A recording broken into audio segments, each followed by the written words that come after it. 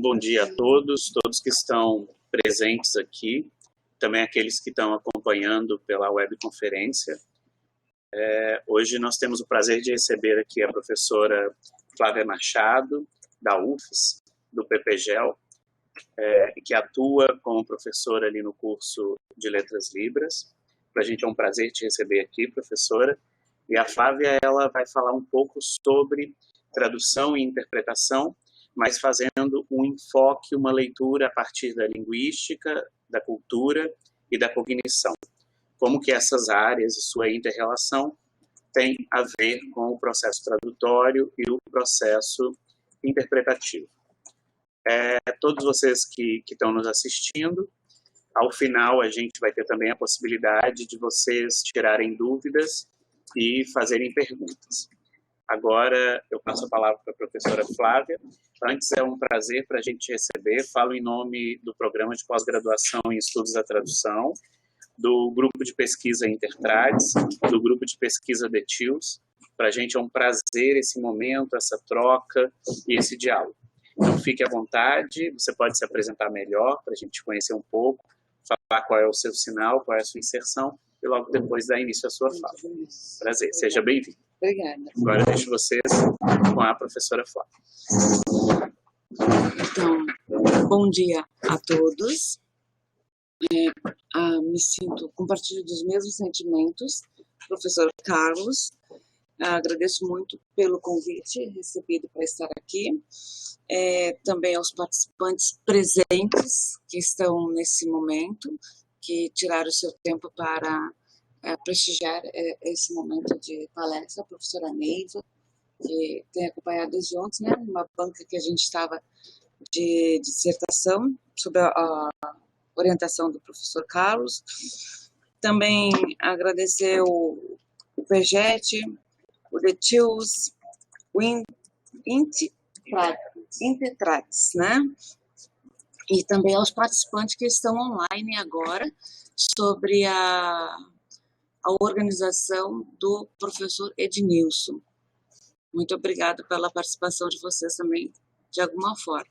E não poderíamos deixar de mencionar aos tradutores e intérpretes que aqui se encontram presentes, que são da Universidade Federal de Santa Catarina, a Daniela, a Laís e o Sama. Eles estarão fazendo toda a tradução e a interpretação dessa palestra neste momento. Como o professor Carlos colocou, basicamente, antes um pouquinho o professor Carlos pediu para me apresentar, né? Eu venho da Universidade Federal do Espírito Santo, do programa de pós-graduação, de estrito senso, em linguística.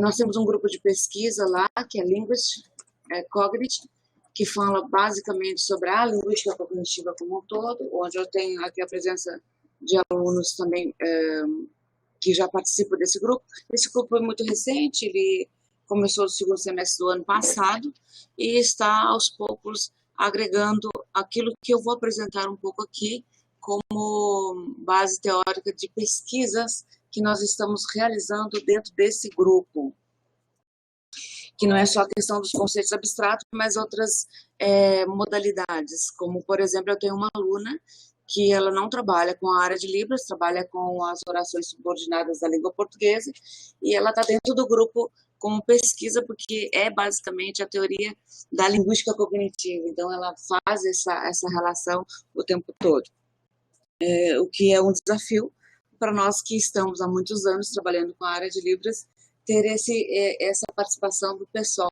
da língua portuguesa. Basicamente, então, o título é Tradução e Interpretação. Nós vamos dialogar um pouco sobre a questão da linguística, da cultura e da cognição. Esse é o escopo da linguística cognitiva.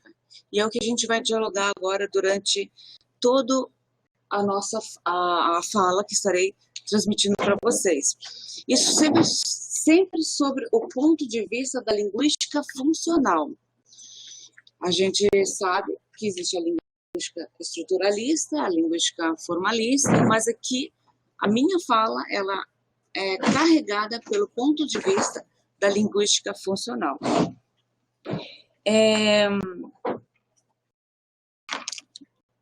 Agora, um pouquinho antes de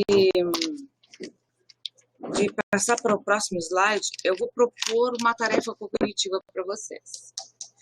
E essa tarefa cognitiva, ela vai despertar um entendimento. E eu não vou poder falar muito, até porque eu preciso ver as reações aqui neste momento. Deixa eu ver aqui um pouquinho. Consegue enxergar o slide lá? Tranquilo? Você? O pessoal que está se acomodando? Beleza. Pessoal que está online, está tudo tranquilo? Vocês vão ver o conteúdo que está na tela e vocês vão responder a primeira coisa que vier à mente de vocês, ok? Combinado assim? Então, vamos lá. Eu que mudo aqui, né? Sou eu, né? Eu mudo aqui. Ah, velha é triste. Velha é triste. Ah, tá, velha é triste. Tá bom, aqui. Foi? Respondam. Pode ser em sinais também. Pode ser em sinais. Porta. Fecha, abre, fecha. Porta. O que mais? Porta. Janela. Porta. Ah, ó. A abstração da palavra. Vocês percebem que nessa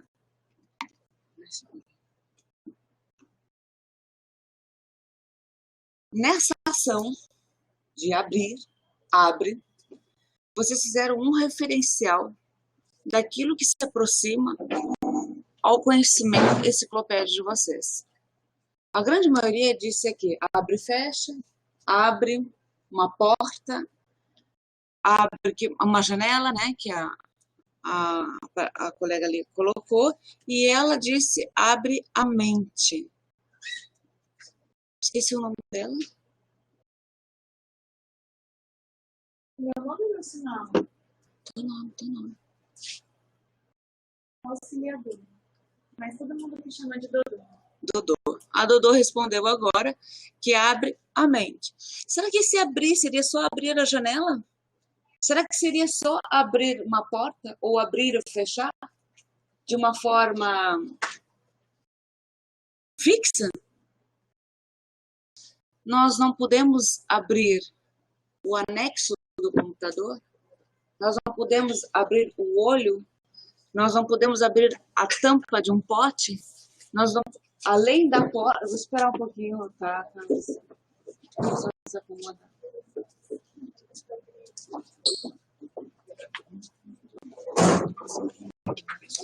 O pessoal que está assistindo online, aguarde um pouquinho que o pessoal está entrando na sala, estão se acomodando neste momento.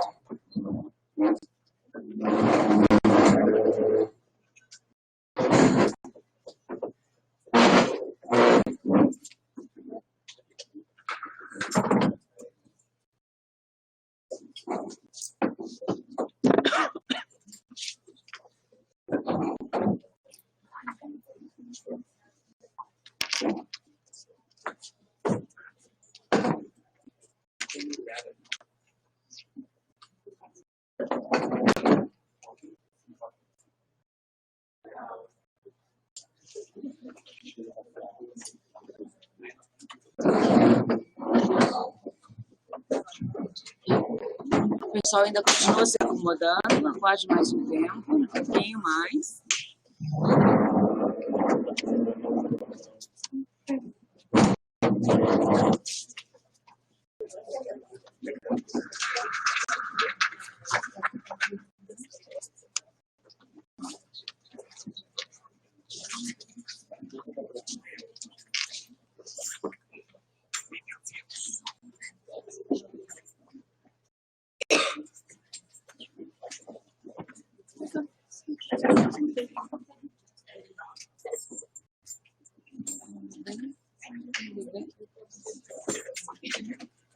São alunos do primeiro período. Fazer o teste com você. Adoro o sonoro. Vamos embora.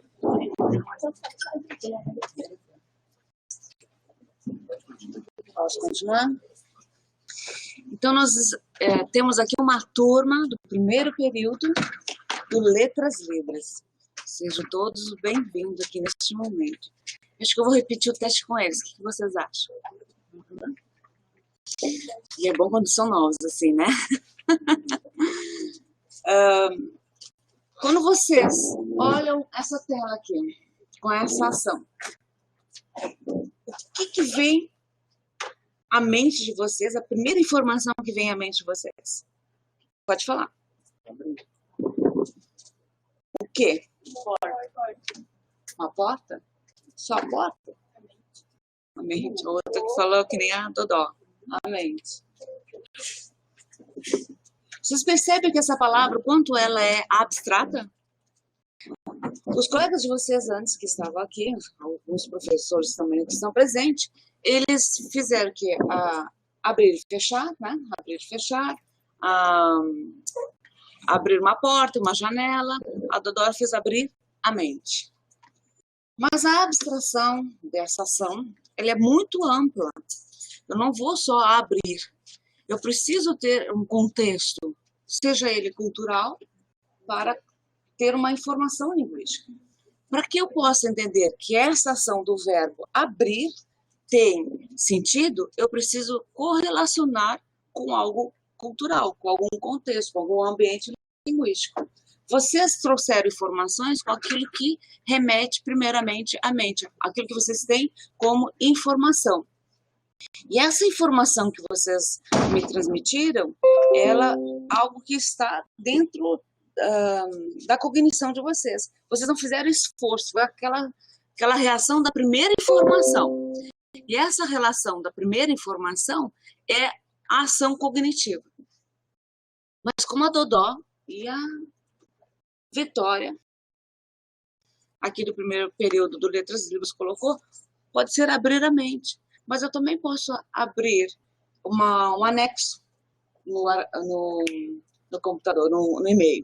Eu também posso abrir o meu coração. Eu posso abrir o meu pote. Eu posso abrir a boca. Eu posso abrir um fecho. Fecho, vocês usam com fecho, não, zíper no caso, né? Eu posso, enfim, há uma possibilidade gigantesca para abrir algo.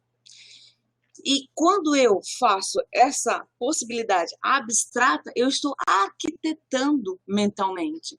Ou seja, buscando informações a cada frame que passa, a cada informação que minha mente passa a organizar. Quando a gente passa a dialogar e questionar que essa ação abre, ela pode ter uma outra relação ou uma correlação cultural, ela passa a ter outro sentido. Creio que agora, aqui, vocês começaram a perceber, nesse dado momento, que essa ação, ela não se caracteriza apenas nesse sinal, abrir, ou abrir ou fechar. Ela pode ter inúmeros sentidos. E quando eu perguntar para vocês, abre, é possível identificar a primeira pergunta a ser feita, que vocês estarem me fazendo. É o quê? Porque há um leque de informações que eu posso relacionar com essa ação verbal. Compreendido até aqui?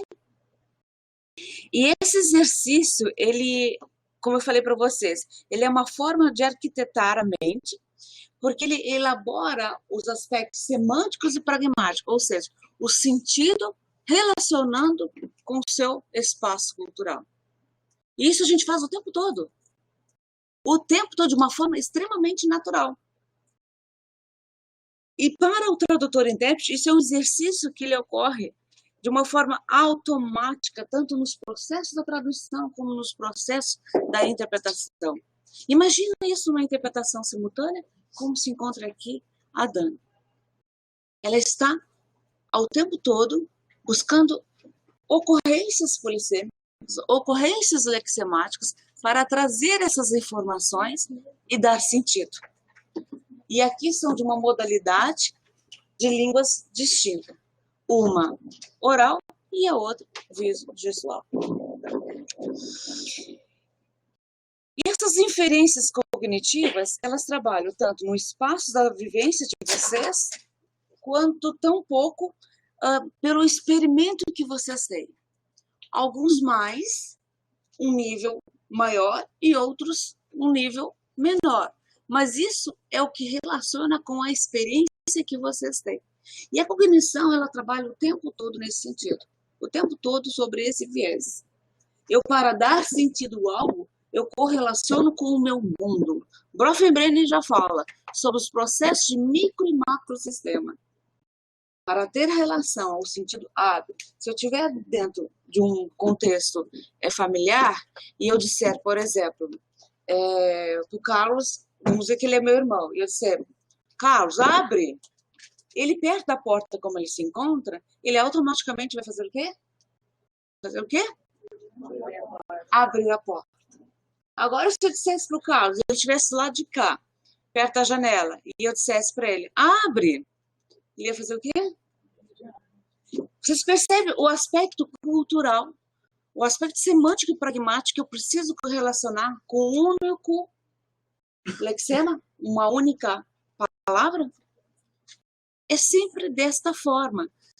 Aqui, por exemplo, nós temos o Ed diante do computador. E se eu dissesse para ele, abriu? Ele ia fazer uma relação com o quê? A um arquivo no computador ou algo correlacionado aqui com o que ele está manuseando com a parte tecnológica das informações. E a interpretação ela é interessante porque ela ocorre dessa forma o tempo todo. Tu precisa buscar essas informações para tu poder realizar a tua interpretação simultânea. Ou seja, pelo ponto de vista da linguística funcional, tu precisa fazer uma tradução cognitiva do teu lexema, da tua informação ou da tua sintaxe para uma interpretação simultânea. O livro que eu publiquei que fala sobre isso, Escolhas Interpretativas, que é Conceitos Abstratos de Escolhas Interpretativas, ele aborda especificamente sobre isso, para a formação e informação dos tradutores em intérprete. É que esse tradutor intérprete, para um processo de interpretação simultânea, ele realiza não escolhas automatizadas, mas escolhas tradutórias cognitivas que refinam os seus processos cognitivos para escolhas interpretativas. Isso o tempo todo. O tempo todo. E quanto mais tu busca, quanto mais tu estuda a respeito, mais te apropria com essas informações.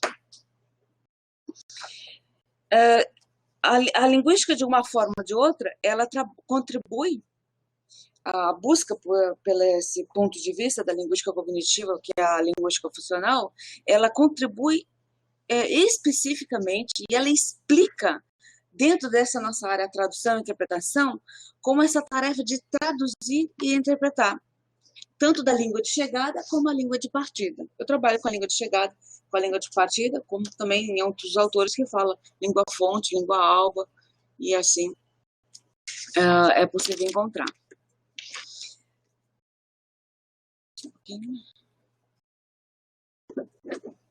Estão trocando.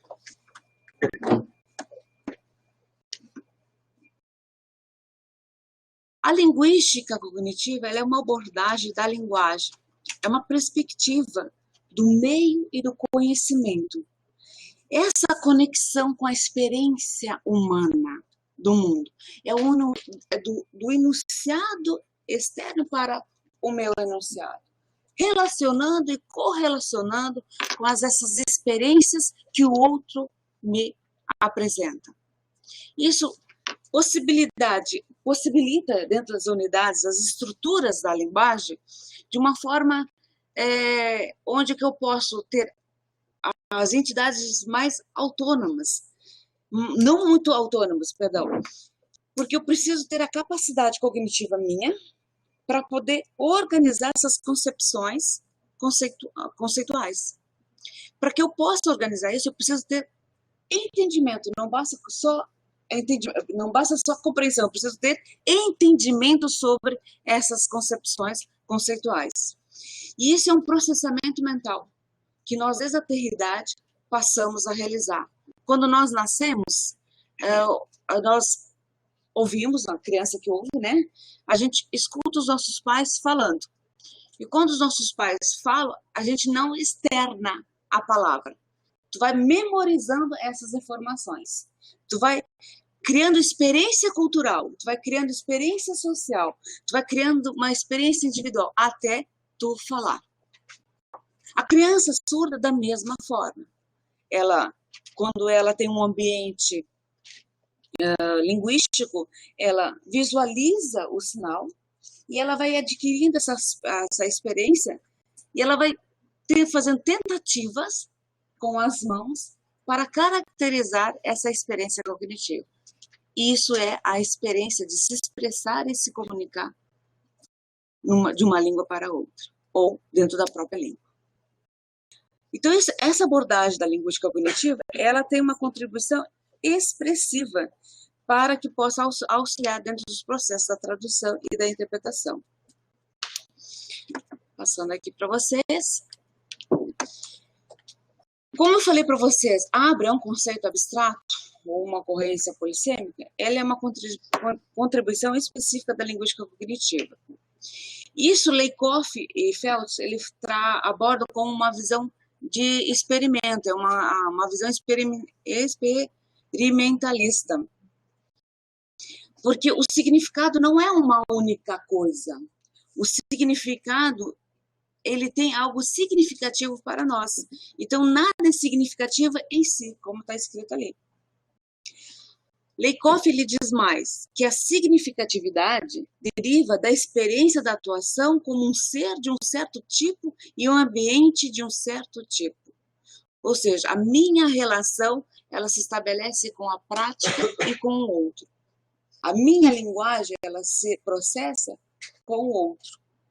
Isso pelo ponto de vista da linguística funcional. Já Feltz, esse é o sinal de Feltz. Ela é do Rio Grande do Sul, é o L. Desculpa. Ela faz uma colocação muito importante, que ela diz que os sentidos se multiplicam porque a mente constrói na experiência, na minha relação com o outro. Essa minha experiência com os outros é uma experiência reconstruída pela memória dessas experiências, ou pelo sentido das interações que geram esses sentidos, que os transformam e que, de um modo ou de outro, em diferentes graus de consistência, orientam nossa vida interior e nossos modos de convivência. Ou seja, aquilo que eu tenho como sentido, ela vai se construir pela experiência do outro. Eu vou falar como exemplo, bem mais prático. Quando eu fui para Vitória, a gaúcha aqui, foi lá para o meio dos capixabas, eu tinha palavras como, por exemplo, bate, que bagual. Foge muito da realidade dos capixabas, que eles não conseguiam nem compreender o que eu estava falando. Outro tipo, por exemplo, eu quero comprar cacetinho. É uma ofensa para eles, né? Vocês aqui de Santa Catarina, que está muito próximo ao Rio Grande do Sul, já conseguem sentir não tanto essa diferença para os gaúchos que tomaram conta das terras de Florianópolis, no bom sentido. Mas, assim, lá eu senti especificamente uma experiência assim, que para mim foi algo assim, até meio chocante. Porque, para nós, no Rio Grande do Sul, a expressão mimosa é algo extremamente carinhoso. E eu fui dizer para uma aluna que ela era extremamente mimosa. E ela parou, vocês entendem o que é mimosa, né? Ela parou, fez eu parar a aula. Professora, com licença, você está me chamando de vaca? Aquela experiência foi algo extremamente cultural para mim, porque eu percebi que o entendimento que eles tinham sobre mimosa era algo pejorativo. Quanto para nós, no Rio Grande do Sul, mimosa é algo extremamente carinhoso. Tem uma colega aqui dizendo que é fruta. Como é seu nome? Jaine. Jaine está dizendo que mimosa é uma fruta. Essa eu já não conhecia. Não sei se vocês conheciam. Para mim é tangerina, pocã. Mimosa para eles é tangerina, bergamota, pocã. É isso? Vocês... Onde? Do Paraná. Do Paraná. Ela é colega do Paraná. Nós, do Rio Grande do Sul, é o carinhoso. que a gente considera como algo carinhoso. Outra expressão que eu creio que aqui em Santa Catarina utiliza muito é a expressão faceira. Você conhece a expressão faceira. E eu fui falar também, nossa, estou tão faceira aqui, e eles não conseguiam me compreender. O que ela quer dizer com faceira? Faceirice, eu dizia. Extremamente faceira. Ou seja, extremamente alegre, contente no espaço onde eu estava. Então, era muito interessante. Isso, a linguística funcional, trabalha o tempo todo. A expressão da palavra, ela correlaciona com algo cultural.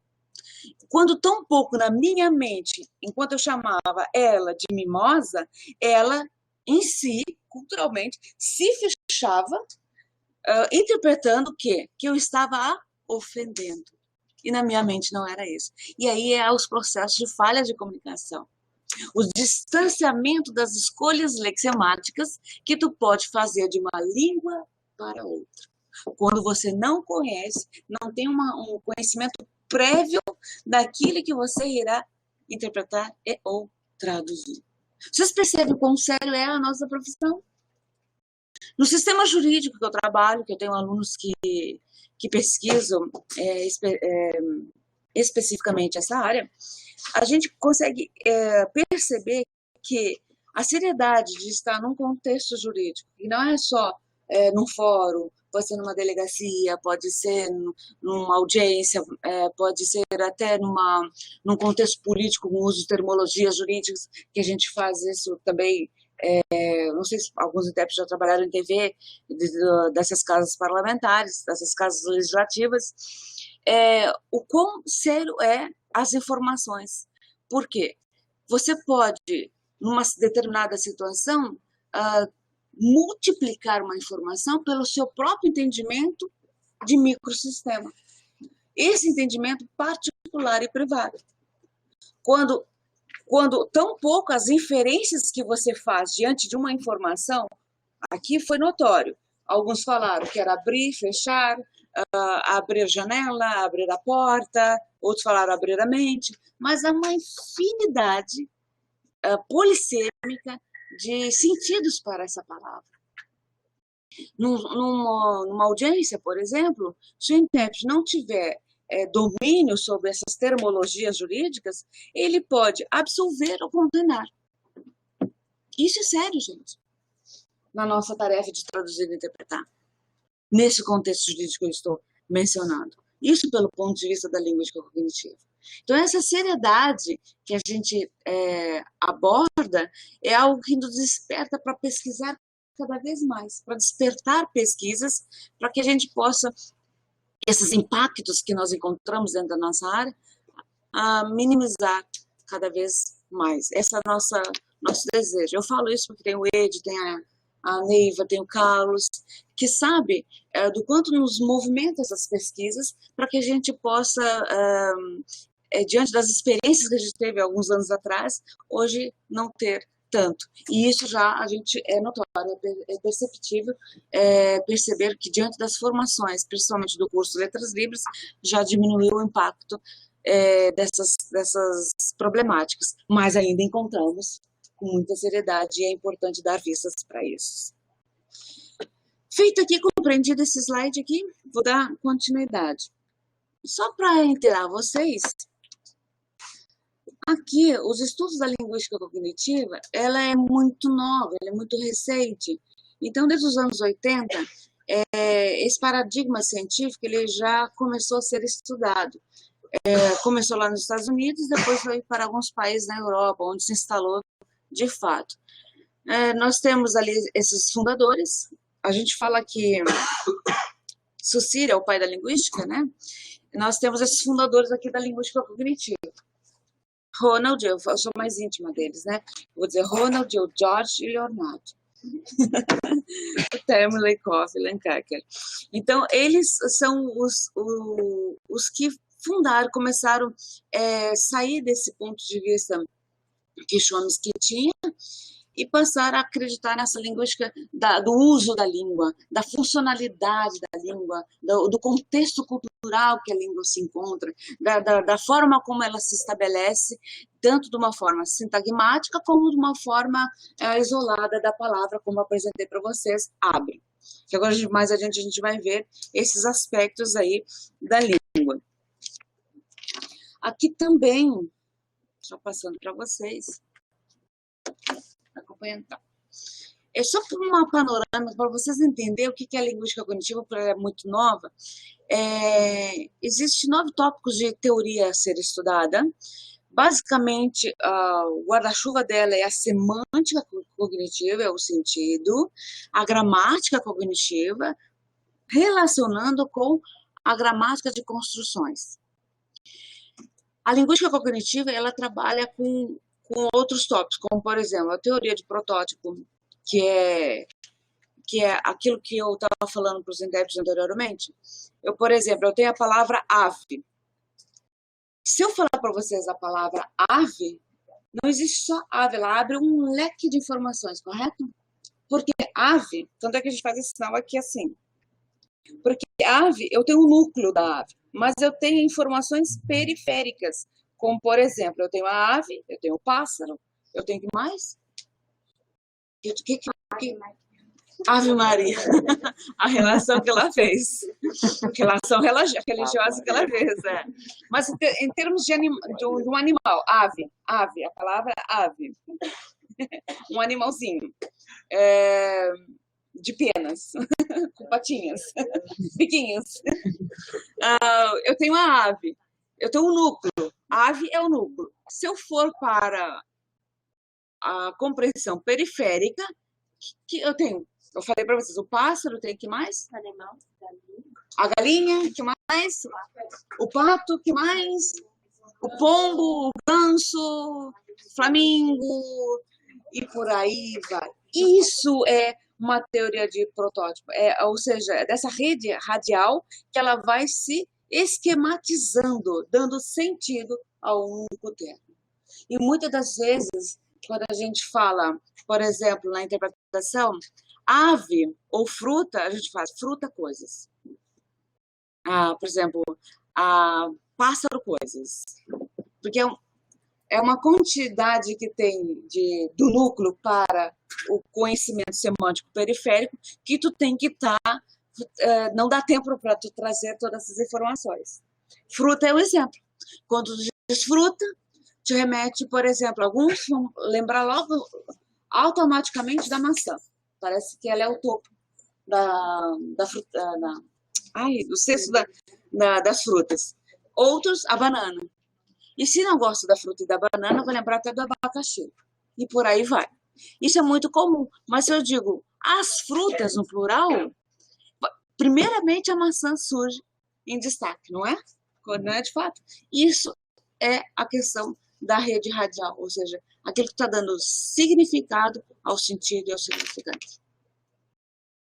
E aqui também tem a metáfora conceptual, né, que vocês já trabalham com isso aqui, que é esquemas imagéticos. Nós temos o professor Marcos Luque, que ele tem uma pesquisa fabulosa que trabalha especificamente sobre isso, não sob o ponto de vista da linguística cognitiva, né, mas ele também trabalha sobre as descrições imagéticas, que também é aquilo que tu dá sentido icônico, né, o celular, o tablet, que mais que vocês possam imaginar, o copo, prato, que mais? O carro, e esse sentido do comando começa a fazer descrições imagéticas, dando a imagem sendo descrita. Okay? A teoria dos quadros conceptuais também é da mesma forma, são projetos de frames. Vamos por assim, tentar facilitar o entendimento para vocês. Me passou um filme na cabeça. Nunca você já usou essa expressão? Me passou um filme na cabeça. É como se fosse vários pedacinhos de imagens que vocês lembraram. Eu falei ave. Aí vocês foram lá atrás, começaram a resgatar essas informações e trazer para as imagens. Ou seja, para trazer informações nesses frames. E nesses frames vocês começam a criar scripts. Ou seja, tópicos que dão relação ao sentido desses conceitos. E por aí vai, tem os espaços mentais, tem os modelos culturais, que a sociolinguística trabalha com isso, como eu falei para vocês, mimosa, para nós tem um sentido, lá em Vitória tem outro sentido, né? Para nós é querida, lá é vaca, então essas relações assim que a gente se surpreende. Não sei se tem mais algum exemplo sobre isso, não me vem na mente, enfim. A teoria da gramática também, que ela trabalha expressivamente sobre a questão, sobre a expressão.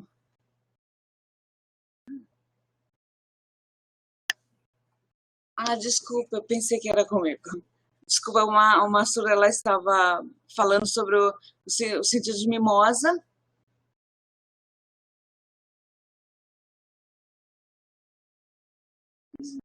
Eu estava pensando nisso que você explicou de mimosa e de fato a de Vitória não entender como sendo carinhosa. Eu achei estranho pensar na vaca, eu pensei na vaca, carinhando a vaca. Enfim, então são essas variações linguísticas. Pensei um pouco nessa diferença também daqui do sul, lá para Vitória. Raciocinando, pensando nisso que você trouxe aí da mimosa, desses exemplos. São modelos culturais. Depende de cada região, né? Cada pessoa vai ter esse registro cultural. Então, mimosa, para mim, para gaúcha, é querida. Mas, em outro lugar, né, tem um significado diferente. Então, lá em Vitória, não, você está me falando completamente de vaca. Então, alguma se sentiu ofendida quando eu chamei de mimosa. Eu falei, não, para mim, mimosa é querida. Então, foi um choque cultural nesse momento, né? No momento que aconteceu, foi esse choque. Mas são questões sociolinguísticas, né? Da área da sociolinguística. Então, continuando, foi uma interação bem oportuna da Dodó, né? Dodora. E a...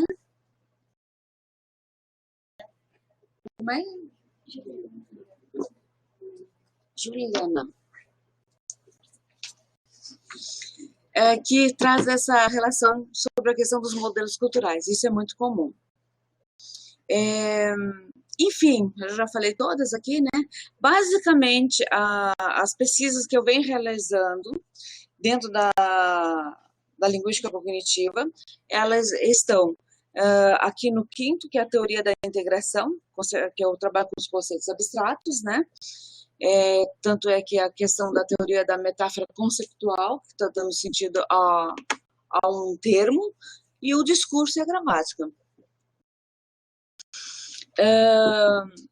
E no grupo de pesquisa lá que eu trabalho, que eu já falei para vocês, especificamente no PPGEL, que é do programa de linguística, esse grupo que eu tenho de língua cognitive, ele trabalha com esse termo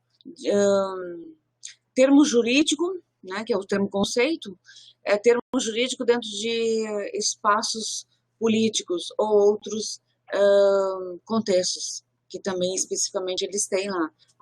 Basicamente está sendo apenas o contexto político, né, que são as casas parlamentares agora inicialmente.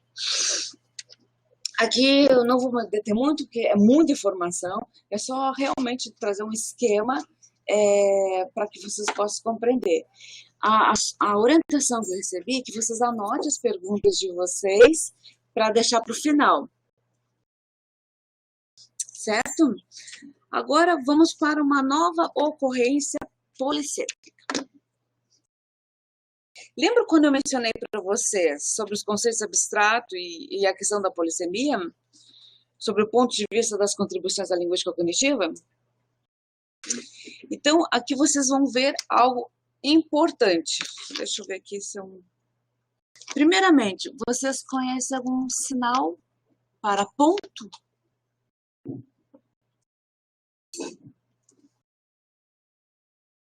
Ponto. Tá abrindo o leque. Ponto. Esse é o mesmo que esse? Não. Feito. Então, se vocês observarem aqui, agora, uma compressão sintagmática, ou seja, de sentença. Tá enxergando? Quando eu tenho o conceito ponto, ele está em caixa alta. Quando eu tenho o sentido, ele está em aspa dupla. Perdão, simples, em aspas simples. E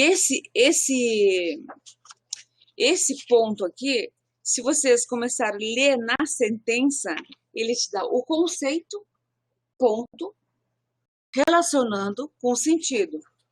Seja ele polissêmico, parafraseástico, nas ocorrências parafraseásticas, ou até mesmo no sentido abstrato. Colocando em sentenças aqui, será que todos ficariam com esse ponto, com esse ponto, com esse ponto, com esse ponto? Por que que não? Porque eu preciso fazer o que aqui? Dar sentido. Eu preciso dar sentido na sentença. O primeiro ali. Eu vou pedir só para os intérpretes agora dar um tempinho para eles poderem fazer a leitura, o pessoal. Mas eu vou ler aqui, tá? Tomar o ônibus no ponto. Como seria essa interpretação dessa frase, ou a tradução dessa frase? Mas esse ponto, como é que ficaria o sentido? O ponto do ônibus. Será que é o mesmo bater o cartão de ponto no trabalho? Por que que não? Porque esse bater o cartão de ponto no trabalho, ele seria esse aqui? Teria sentido se eu fizesse isso aqui? Culturalmente, em Libras? Não, porque eu preciso fazer outro movimento. Ou assim, ou que nem o colega ali atrás fez. Mas então, vou passar o cartão. Ah, tem esse aqui mais antigo, né? Que eu me esqueci como é que é esse aqui. Esse aqui que é o mais antigo, né? Então, ou seja, o dedão também agora, que é o... esqueci o nome. A biometria, né? Isso, né? De algumas empresas que também tem, é o ponto também. Você percebe que o sentido começa a modificar? É construção cognitiva. Chama-se isso arquitetura mental. A teoria da relevância ela já fala sobre isso. Aquilo que está implicitamente apresentado como uma implicatura e a explicatura dos sentidos das palavras. Agora a próxima frase. Dar um ponto na camisa. É esse aqui ou é esse aqui? Sinal. Por que não é nenhum desses aqui? Porque o sentido é outro. E aqui tu vai ter que fazer um classificador. Tu vai ter que fazer vamos lá, colega, fazer um ponto na camisa. Como faria? E algo muito importante também a ser lembrado aqui. Porque esse ponto aqui vai depender aonde que eu preciso fazer esse ponto. É o botão? É o zíper? É um buraquinho que fez na calça? Ou é no bolso que furou embaixo? Vocês percebem que eu preciso relacionar a informação? E o outro, fechar uma conversa com um ponto final. Será que é aquele primeiro ponto de vocês? Fazer ponto, vocês fizeram esse ponto aqui, esse ponto dessa outra forma, ou ponto, por exemplo, de algum furinho, do botão da camisa. Como é que seria? Fechar uma conversa com um ponto final. Que escolha poderia ser feita? Muito bem, tipo... Nem ponto apareceu aqui. Vocês perceberam que nem ponto apareceu? Isso são processos semânticos e pragmáticos que dão sentido às ocorrências polissêmicas. Todas as línguas são polissêmicas, que eu preciso culturalmente trazer sentido, pelo ponto de vista da linguística cognitiva e pelo ponto de vista funcional da língua em uso. Nós estamos estudando a língua aqui propriamente dito. Vamos dar mais sequência? Eu tenho um questionamento. Será que nós vamos responder mais para o final? Mas deixar para vocês ir refletindo. Será que temos uma representação separada no nosso léxico, conjunto de palavras, mental para cada sentido? Palavra, sinal, palavra, sinal, palavra, sinal? Ou vamos armazenar apenas uma significação muito generalista? Abrir. Ou ainda núcleos de significação de cada palavra? Eu quero que vocês pensem sobre isso, para ao final a gente responder esse questionamento. Vocês perceberam o quão importante é? Qual o sinal do verbo abrir? Sim. Aí tu vê o SUS dizer, depende do contexto. Não é fato isso? Então é refletindo sobre essas ocorrências lexemáticas, ou seja, essas ocorrências polissêmicas, para dar sentido ao conceito, à palavra em si. Agora, só um pouquinho.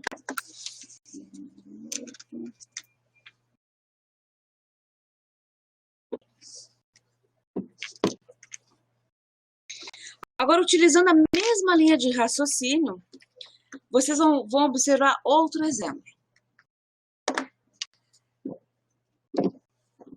Qual o sentido para banco? Qual o sinal para banco? Perdão. Qual o sinal para banco? Ah, muito bem! Falaram que depende do contexto. Muito bem colocado. Por que depende do contexto? Deixa que eu vou caminhar esse raciocínio. Muito bem, professor Marcos. Qual o sinal para banco? Depende do contexto. Faria esse banco aqui? Faria esse... Não é o banco que vocês falam aqui? Banco. Mas eu uso lá no Rio Grande do Sul. Vocês conhecem esse aqui também? Banco de dados. Banco de dados. Muito bem. É interessante essas interações de vocês, porque isso significa que vocês estão acompanhando o meu raciocínio. Agora vamos botar na aplicabilidade. Se a gente for lá no dicionário, buscar, eu quero ver o sentido de banco, vou lá buscar a informação, o que o dicionário me diz, o que é banco? Porque se a gente está dialogando aqui, vamos ver qual é a entrada, qual o verbete, o que nos diz o sentido no dicionário. O dicionário, ele diria isso aqui, para banco. A amplitude desse substantivo masculino que se apresenta, ele pode, ou seja, é um protótipo de uma rede radial que se representa, se amplia. Eu tenho um núcleo do conceito, mas eu tenho o sentido que se amplia. Pode ser um móvel de madeira, eu preciso ainda trazer essas descrições imagéticas, eu preciso trazer esse esquema, porque se é um banco, ele não seria só esse banco, ele seria um banco de madeira. Vocês usam madeira? Madeira. Eu posso ser um banco de plástico, pode ser um banco da praça. E aí é infinito a possibilidade cognitiva dessas ocorrências polissêmicas que a língua se apresenta. E eu acho fantástico isso. Também ali o próximo ele fala que pode ser uma instituição financeira e pode ser também, como o Jefferson falou, um banco de dados, pode ser uma dependência hospitalar de consultas também, que tu pode estar ali com aquelas várias cadeirinhas de tratamentos urgentes, e, enfim, o banco de sangue também, né? Como é que faria o banco de sangue? Seria esse aqui? Seria esse aqui? Seria esse aqui? O banco de sangue. Seria... Isso aqui parece o leite, né?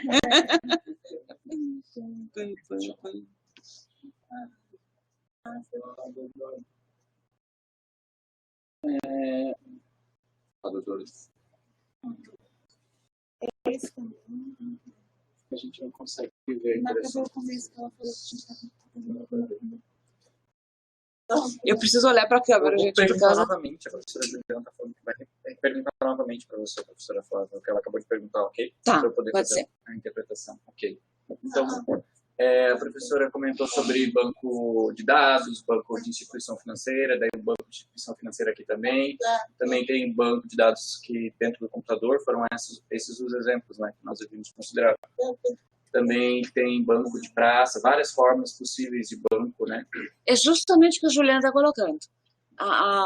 O sentido polissêmico que isso ocorre, a questão de radial que se apresenta das categorias que está relacionada ao único conceito, eu preciso trazer referência sintagmática a isso, eu preciso dar sentido a isso, para que o processo semântico e pragmático possa se consolidar. Ou seja, eu posso trazer compreensão e entendimento àquilo que eu estou expressando. Poderia aqui trazer uma enxurrada de informações sobre o que é linguística cognitiva.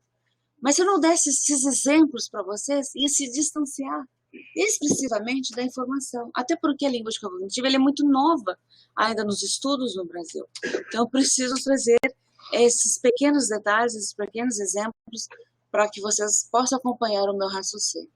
Obrigada pela colocação, Juliana, e obrigada pela interpretação, colega. Agora, dando sequência aqui, vamos colocar na prática o verbete banco. São sentidos diferentes, vocês mesmos já colocaram para mim, correto? Veja a explicação desse mesmo lexema em sintagmas aqui apresentados, em sintagmas diferentes. Sintagmas sentenças, né? Frases, no sentido. Ficava sentada no banco da praça. Poderia ser esse aqui? Esse sentido aqui de banco? Às vezes o banco é um pouquinho maior, né? Encalhou no banco de areia. Que vocês da praia devem saber. Encalhou no banco de areia. É esse banco aqui? Que banco seria? Pode responder para mim. Mas eu estava na praia, né? E olha a minha inferência, eu fiz um barco aqui, ó. Mas a frase não está dizendo que é um barco, né? Só diz que encalhou no banco da areia.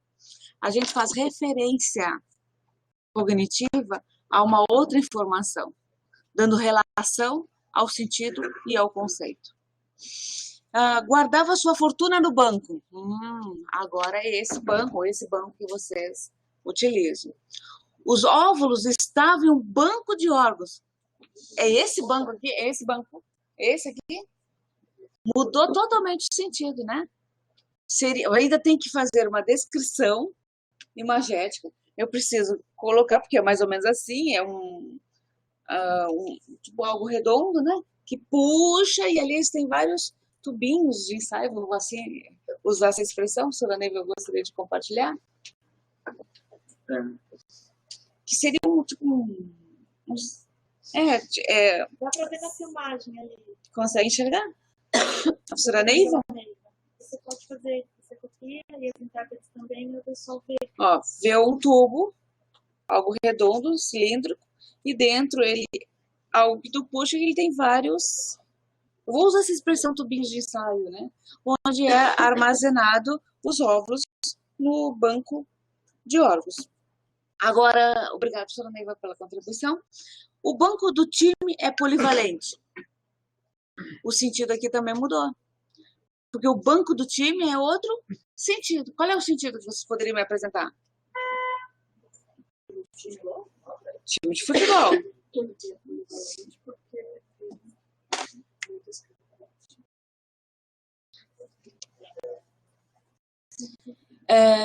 Muitas características. O banco, né, do time de futebol, ele pode sentir de basquete, por aí vai. E o banco de dados ali, no caso está junto, aí separado de dados, tornou-se limitado. O que seria isso? Aí é o que o Jefferson falou, né? Banco de dados, cheio. Muda o sentido. E que a maioria das vezes a interpretação, quando o aluno está nesse processo de aprendizagem da interpretação da língua de chegada para a língua de partida, ele quer saber palavra por sinal, palavra por sinal.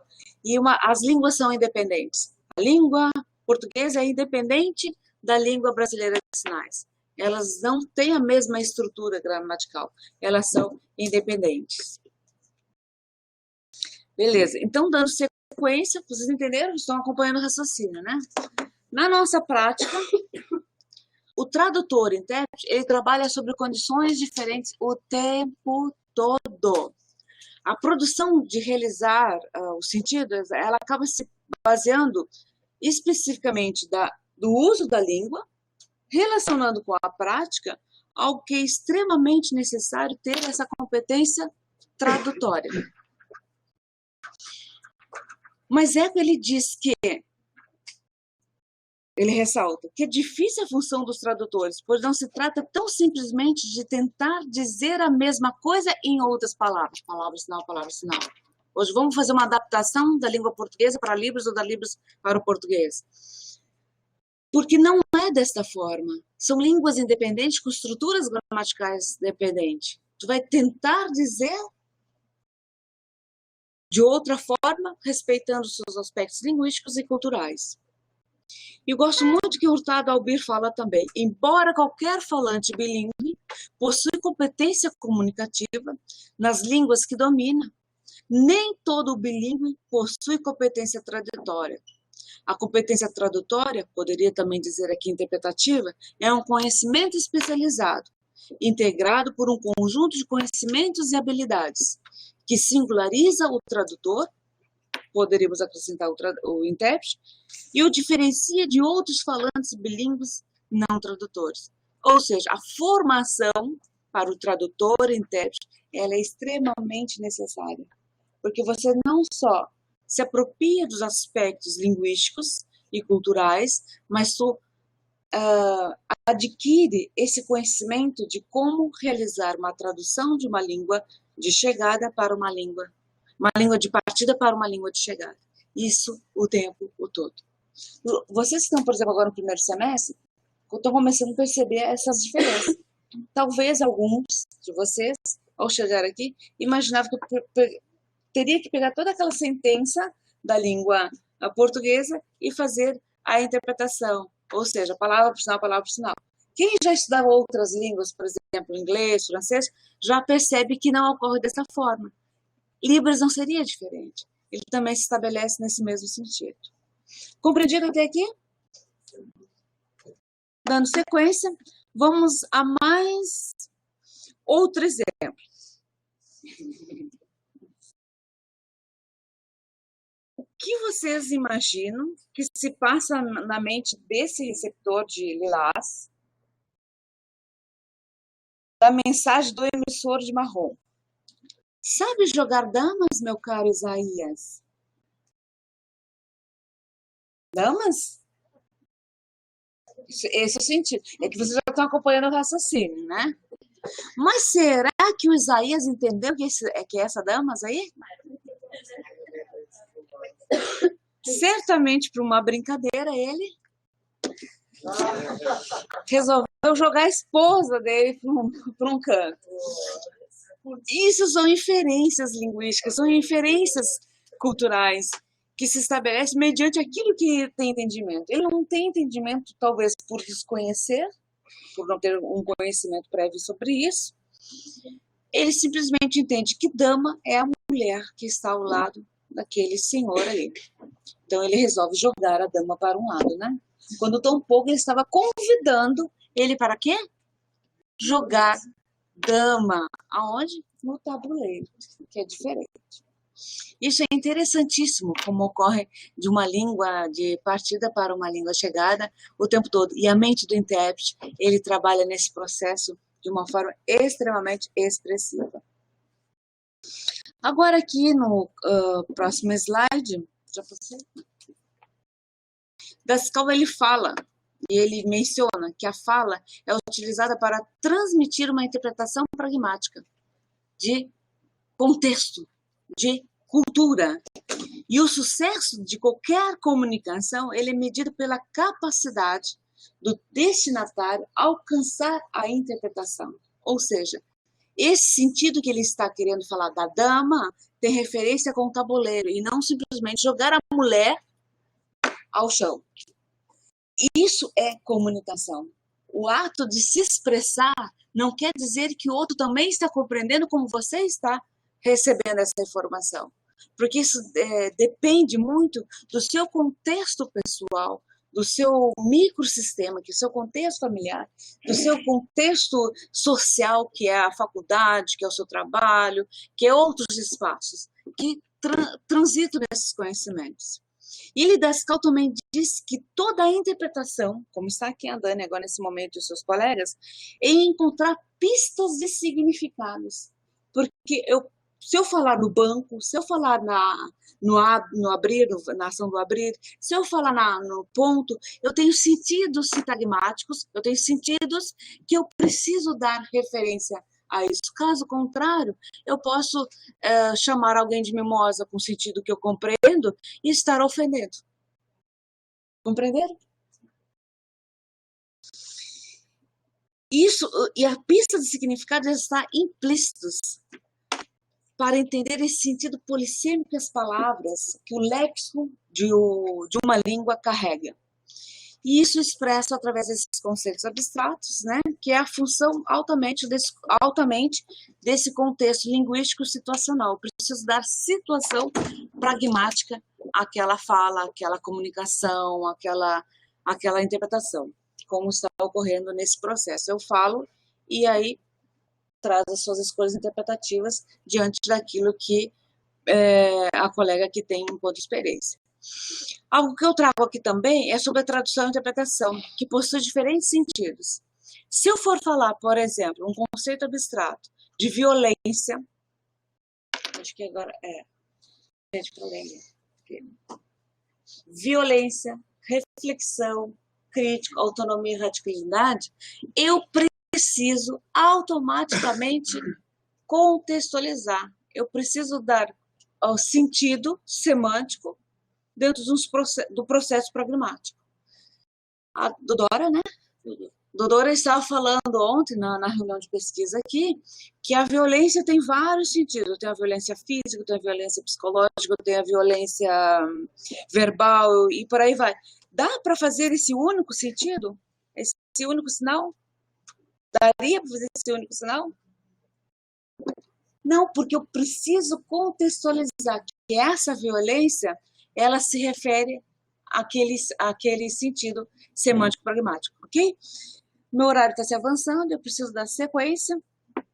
Isso aqui também depois fica para vocês, né? Que é sobre o ponto de vista de Dascal, onde a minha interpretação não é simplesmente aquilo que eu compreendo linguisticamente e culturalmente, mas eu preciso o tempo todo, para dar significado a uma sentença, construir na interpretação elementos extralinguísticos e elementos metalinguísticos, ou seja, aquilo que eu compreendo de relação ao contexto que eu estou inserido e aquilo que eu compreendo. Isso o tempo todo é necessário fazer. E esse esquema ele é muito interessante, porque ele trabalha com a implicatura e a explicatura da teoria da relevância também, aquilo que infere ao seu entendimento. Dando sequência, eu ia fazer mais um exercício de uma forma bem rápida. Aqui, provavelmente, vocês já conseguiram compreender. Certamente, vocês já sabem a resposta, né? Porque a resposta aqui já vai trazer alguma informação. E isso aqui, qual é a resposta? Mas a gente sabe que não é só chutar, né? Nós agora compreendendo, né?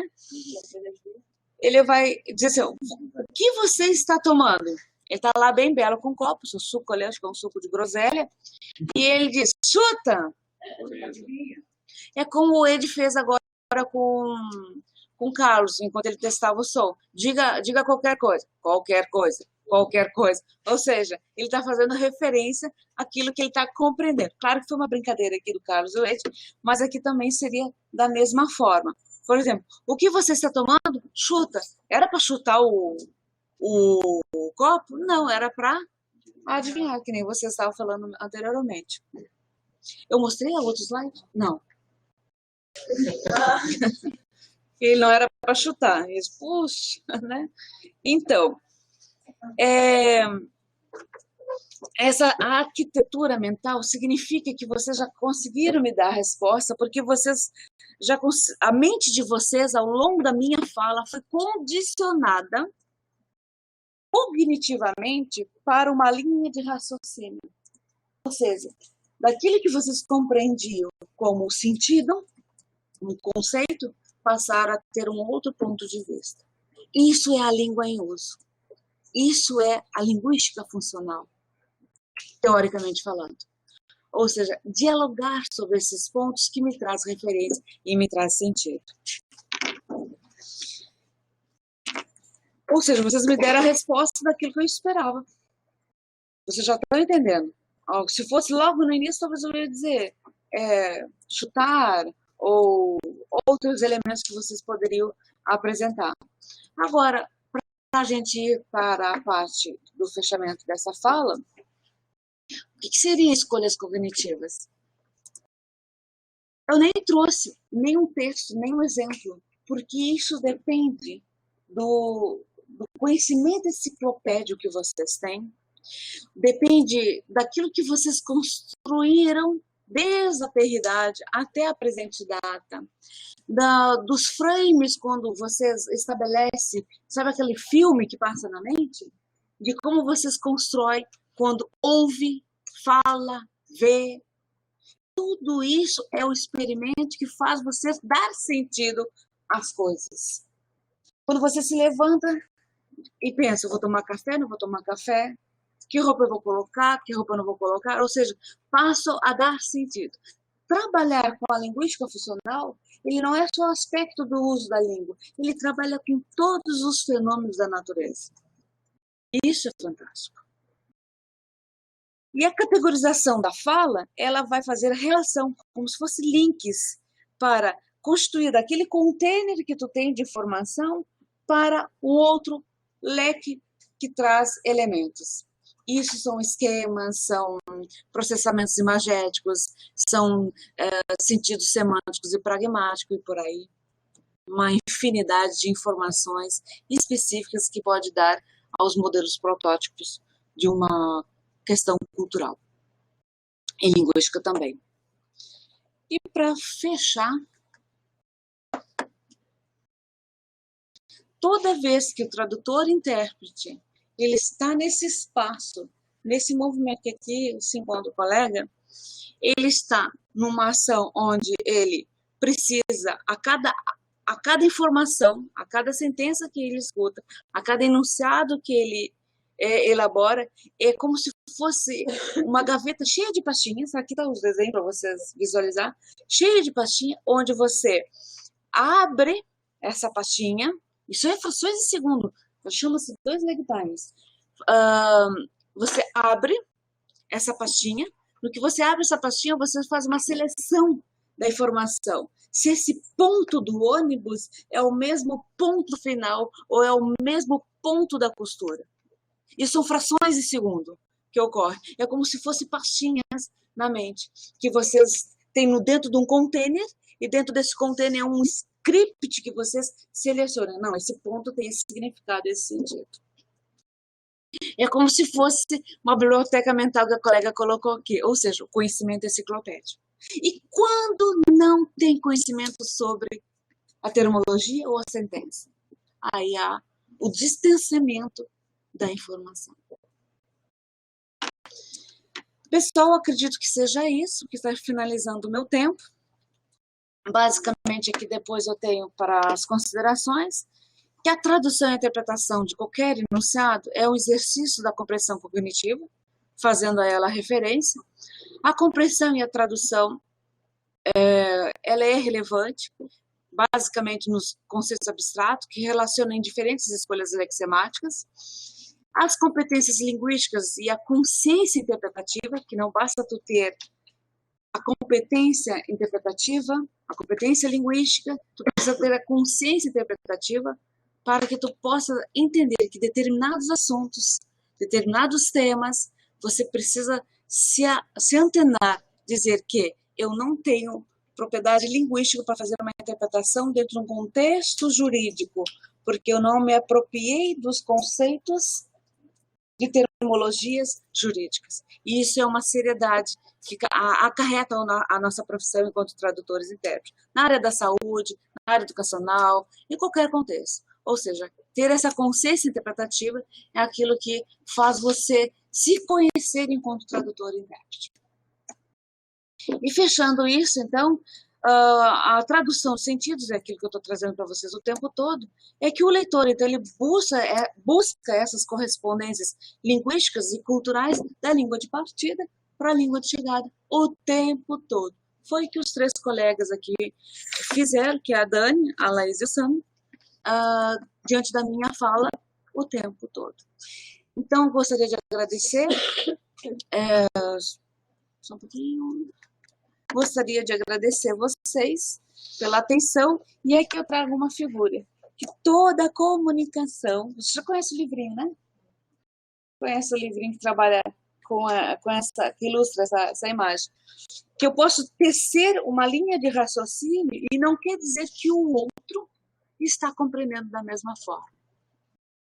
Ele pode estar com uma linha de carretel totalmente organizada e outro está buscando as informações. E isso ocorre, às vezes, nessa situação. Tem um palestrante, tem alguém falando e tem um intérprete. Qual é essa relação que ocorre no processo cognitivo? Então, trabalhar com tradução e interpretação, ele envolve esses elementos linguísticos, cognitivos e culturais. Muito obrigada pela atenção de vocês.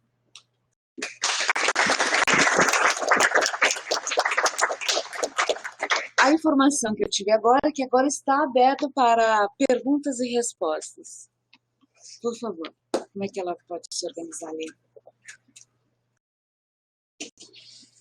Ela fica em pé, ela pergunta? Quer ficar em pé aqui? Não, pode sinalizar ele copia. Eles estão dando a orientação, linda, que você sinaliza e o intérprete copia ali. Mas eu não consigo te ver. Não, você fala, pode falar. E eles Isso aí. Então, fica aqui? pode. Você fala e ele vai interpretar. É que eu cheguei lá Tem uma sobre. pergunta e um comentário. Vai lá. Aí eu vou fazer o comentário primeiro e depois a pergunta, porque os dois estão relacionados. Sobre o sucesso da comunicação ou eu sempre fiz isso. Meu nome é Vitória, meu sinal é esse aqui. Eu esqueci também de falar, meu sinal é esse aqui, tá, pessoal? Para quem está assistindo online e vocês aqui pessoalmente. Esse é o meu sinal, é da Covinha. É, mas também. É, da Covinha aqui. Vitória, e ali o Fernando, que também é parecido com o meu, né? Mas é por causa da Covinha, né? Na face, né? Na face, na cicatriz. Então, sobre o sucesso comunicativo ou a falha na comunicação, né? Eu chamaria de distanciamento. Isso, então, eu anotei de perguntar a questão do sucesso na comunicação ou falha na comunicação. Daí, então, aqui já posso te fazer a pergunta. Você estava falando sobre dar referência ou dar as pistas, né? O significado. E aí a gente sempre fazendo essa relação com a tradução para outra língua e tudo mais. E aí eu queria só falar um pouquinho sobre como isso funciona dentro da própria língua, que a gente já estava falando do banco e tudo mais do ponto. Mas usando, por exemplo, sei lá, ironia, ou a questão do humor também. Eu sempre tenho ainda problema, a gente estava até conversando ontem, sobre a ironia. Eu tenho muita dificuldade de usar a ironia, porque as pessoas não entendem quando eu estou falando de ironia, porque eu acho que eu continuo muito falando igual eu estou falando agora, e ninguém entende. Eu tenho que sempre explicar a brincadeira, que eu explicado. Entendeu? E aí na tradução, por exemplo, uma tradução interlingual, vamos dizer assim, né? E aí essa questão de dar referência, ou a falha, ou o sucesso comunicativo, como se dá isso assim, cognitivamente dentro da própria língua. Só uma dentro de uma mesma língua, processo intralingual, né? Isso remete àquilo que Bronfenbrenner fala, ele depende muito dos seus processos de micro e macrosistema, porque aquilo que infere para mim como algo que é engraçado, para o outro já não é. Então, essa prosódia que me faz, pelo ato de fala, ela é complexa. Ela não é tão simples. Por isso que eu tenho essa dificuldade. Porque eu acho que eu tenho dificuldade porque eu entendo de uma forma e o outro está externando com outro sentido. Isso é muito comum. E se a gente troca de cultura para outra, então o distanciamento é maior ainda. Então, isso é muito comum. É um exercício que tem que ser feito. Eu, por exemplo, a minha mãe, Deus o tenha, ela não entendia piada nenhuma. Ela conseguia, tempos depois, vamos supor assim, 15 minutos, 20 minutos depois, ela começa a rir sozinha. E eu olhava para ela, por que tá rindo? Agora eu entendi a piada. Ou seja, ela começou a processar. Quem ri por último ri melhor. Então ela começou a processar e fazendo relações dos sentidos para ela poder rir também junto. Agora eu entendi por que vocês riram. Isso é muito comum. Esses processamentos cognitivos, ele infere muito a sua cultura, ao seu tempo e ao seu espaço, aonde você está inserido para trazer sentido. É sempre o sentido. O sentido do signo ao significante ao significado. Não sei se eu te respondi. Sim, era só para ver para fazer Obrigada pela pergunta. Só fiquei pensando também... Diga o nome. Perdão. Meu nome é Maíla e os sinais. Eu fiquei pensando também sobre o que a Vitória estava falando, que remete a início da tua fala, nosso trabalho, o trabalho do tradutor intérprete, e quanto é importante a gente estar sempre interagindo com os falantes daquela língua que a gente trabalha, porque é justamente nessas possibilidades de interação que eu vou ampliando esses meus leques de usos da língua, por conta dessa variação de enunciação que cada pessoa tem, vai ampliando o meu arcabouço cultural e vai me dando possibilidade de, dentro da minha ampliar a minha biblioteca mental, Conhecimento e enciclopédico. poder usar isso de maneiras melhor apropriadas, baseado na situação. Por isso que eu sempre digo que toda a interpretação simultânea, ela antevém de um conhecimento prévio, ou seja, uma tradução cognitiva, não é essa tradução, uma tradução cognitiva para dar sentido a uma interpretação simultânea. Porque, às vezes, você tem um conhecimento sobre algo, mas não tem o conhecimento prévio daquilo que pode estar sendo inserido. E aí você pode distanciar essa informação da língua de partida para a língua de chegada. Muito bem colocado.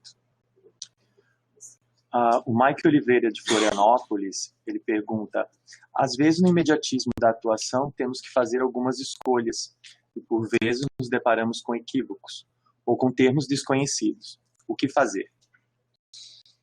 Maico, a pergunta é extremamente relevante que você coloca.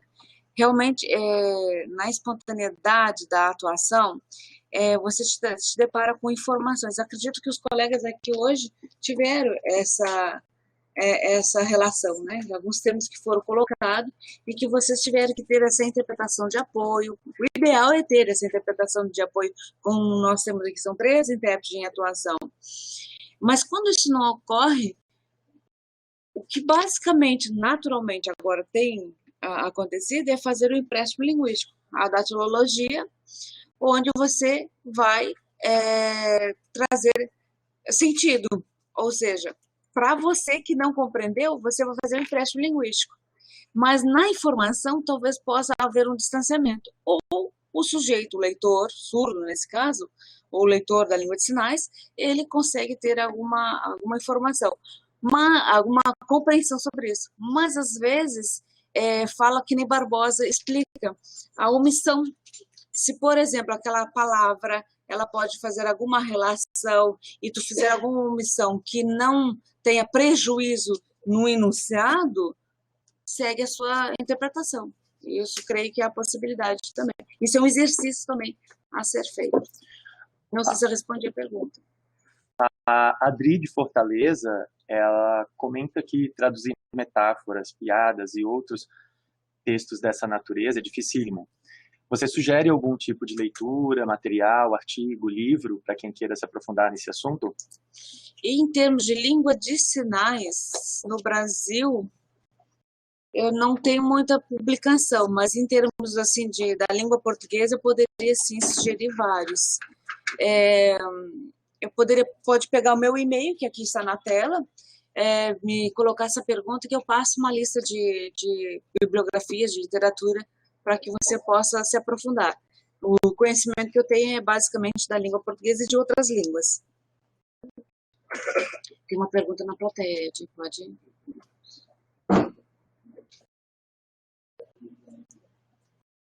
Bom dia. Oi, bom dia, eu sou a Dora. Deixa eu me arrumar aqui. Um grupo de professores surdos estavam pensando sobre o sinal de fazer, né? Quando a gente estava observando vários sinais que se usam, inclusive esse sinal, a gente fica até meio com o pé atrás, porque nesse grupo a gente são pessoas mais velhas, né? Ex-alunos do IMES, então a gente não está muito acostumado com essa variação dos sinais para fazer, né? Porque Então, a gente costuma usar mais uma coisa, sinais mais visuais. Então, se a gente vai cozinhar ou fazer alguma outra atividade, a gente usa um sinal para aquilo, né? Então, por exemplo, o que você vai fazer? Aí vai transformando nesse sinal. E na hora da interpretação, a gente fica meio com o pé atrás. Não sei se talvez nas leituras as pessoas convencionaram esse sinal, mas eu não concordo com ele, porque eu não acho que ele se encaixe visualmente nos contextos ou no significado que ele pode ter. Então, eu prefiro esse sinal aqui, que é de ação, né? De fazer alguma ação. Então, não sei, esse sinal que usam para fazer, eu não concordo, me incomoda um pouco. Isso, eu gostaria que você falasse, manda aí. Qual sinal? Esse. Esse sinal? Doutor. Eu vou responder nível de sinais também para respeitar a pergunta do nível de sinais. Isso é muito importante, porque a questão visual, ela traz o significado dentro da sentença também. A professora não está te vendo. Vou deixar. Vamos.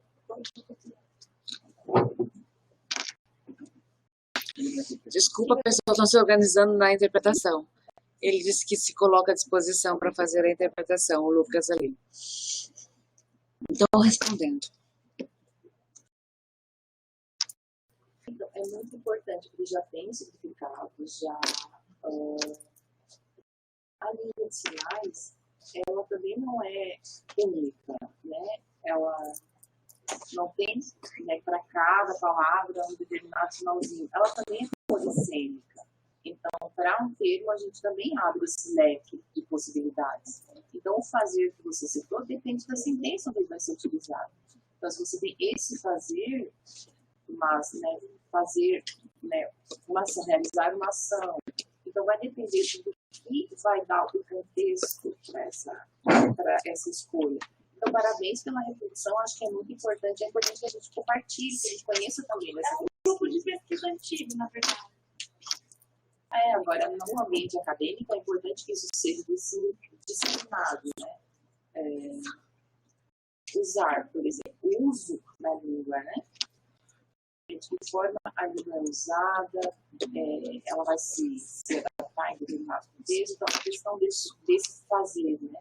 Então, é muito bom essa sua introdução e trazer para os colegas também essa possibilidade. Mas foi um grupo de professores surdos que pesquisou isso e chegou nesse conceito. É importante essa informação ser compartilhada. Parabéns pela iniciativa. Eu gostaria muito de conhecer desse livro.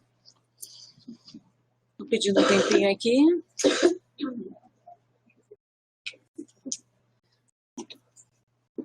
Alguém mais com alguma pergunta?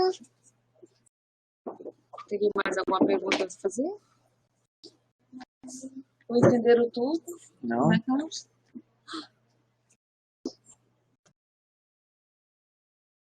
Mas é muito bom vocês trazer esses comentários, essas informações, essas experiências de vocês, porque, de alguma forma ou de outra, a minha fala ela foi conduzindo um raciocínio. E vocês certamente chegaram aqui de uma forma e sairão com outro olhar, um outro ponto de vista sobre esses processos de tradução e interpretação. Isso me alegra bastante. Por favor. Eu tenho uma última pergunta. Tem uma última pergunta que é da Maria do Amparo Passos da Silva. Ela diz assim, na frase, qual o rei dos queijos? O requeijão. Ela é de Teresina, no Piauí, né? É o requeijão. O que... Peraí, só uma metáfora. Então, qual o rei dos queijos? O requeijão. Em sala de aula, o aluno surdo não entendeu o sentido. E o que pode ser feito numa hora dessa? Dependendo do sentido, você não entendeu o queijo ou o requeijão? Porque eu acho que é um trocadilho, né? É um trocadilho. Requeijão, né? E basicamente tem alguns enunciados, algumas sentenças de uma língua para outra que ela é intraduzível. E aí tu precisa fazer inferências interpretativas para poder dar sentido, ou seja, acho que a Vitória falou, explicar ou trazer outros elementos para que culturalmente no uso daquela língua possa se dar sentido. E isso é bem comum acontecer. Então, principalmente as metáforas, de uma língua para outra, o tempo todo tu tem que estar fazendo essas inferências culturais, porque para outra língua não tem o mesmo sentido que para minha língua tem. Então, essas inferências a gente faz enquanto tradutores e intérpretes. Isso acontece muito, quase o tempo todo.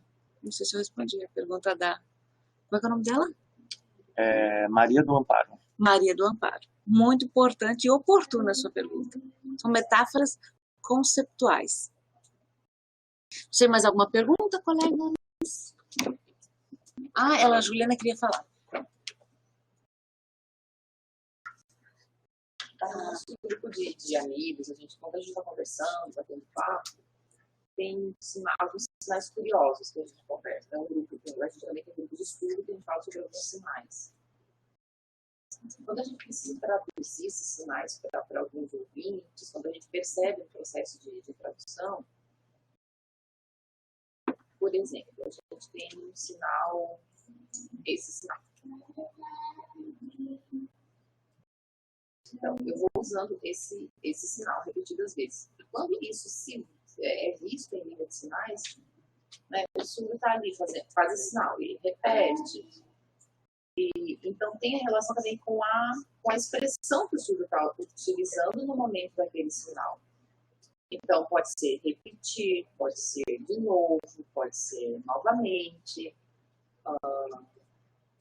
Enfim, né, são determinadas as palavras em português que podem ser utilizadas para esse sinal. Do mesmo modo, esse sinal, ele pode ser utilizado para sempre, para continuar. E esse mesmo sinal, que eu estou de novo, novamente, ele também pode ser utilizado dependendo do contexto do mesmo significado. Mas na língua de sinais, o sinal ele também tem relação com a expressão. Né? E precisa ter coerência e coesão no momento da sinalização para que a gente compreenda a fala em português. Na língua de sinais, a gente tem um único sinal. E já na língua portuguesa considerou vários sinais que posso utilizar. Eu sou a Juliana. Não esquece. Esse é o meu sinal. Tem que virar um pouquinho daí. Não dá para virar? Vou ter que responder falado, então. Tá. Ela disse que pode fazer do lado de cá. Importante, Juliana, isso que você comentou agora, porque especificamente essa palavra justamente ocorre na língua de sinais, por exemplo, esse sinal, né, de novo, novamente, sempre, continuar, e aí está intimamente ligado com as expressões sociais, e aí eu pensando no tradutor-intérprete, ele vai ter que ter essas escolhas tradutórias semelhantes, dependendo do termo que eu usar, se vou usar de novo, se vou usar novamente, se vou usar sempre, enfim. Então, novamente está ligado com as escolhas, a polissemia das escolhas dos termos, dos itens lexicais, e dependendo, obviamente, da minha, que eu tenho já armazenado na minha memória, no meu cognitivo. Isso ocorre tanto do português para Libras, como da Libras para o português, também acontece essa polissemia. Então, isso depende, claro, da sentença e do momento que estão sendo produzidas as sentenças. Tem questões gramaticais, tem, às vezes, comparativos, às vezes a gente pensa em comparar palavras, sinal, enfim. Então, isso que você falou foi realmente muito bom, se encaixou certinho, ok? Tudo bem com o meu complemento? Tudo bem. A gente tem uma outra pergunta vinda do Elton, de Serra, no Espírito Santo. Ele diz: as gírias do português são muito difíceis de se dizer em Libras. Um exemplo, uma amiga que chegou na casa do surdo e disse que foi encher o saco dele, mas ele não entendeu o que fazer. Não entendeu o que fazer, então, nesses casos de expressões como gírias. São expressões populares, vamos por assim dizer, né? Gírias. Gírias. Gírias. É aquilo que eu falei anteriormente, né? Não me lembro para quem eu estava respondendo. São expressões de uma língua para outra que são intraduzíveis, que tu precisa fazer relações culturais, relações cognitivas e linguísticas para que tu possa dar sentido. Caso contrário, tu distancia. Da mesma forma, gírias, metáforas do queijo, requeijão, que o pessoal lá do norte, né, do nordeste, né, colocou, que tu precisa trazer sentido para uma cultura de uma língua para outra. Isso é a mesma forma, tanto as gírias como as metáforas. Mais alguma colocação? Bom, agradeço. Eu gostaria de agradecer a professora Flávia por estar aqui com a gente. Eu que agradeço. Pela palestra. Agradeço a todos que participaram com a gente online. Reiterando, aqueles que participaram online, mas não se inscreveram, tem que mandar um e-mail ainda hoje com o nome completo, CPF e o endereço de e-mail.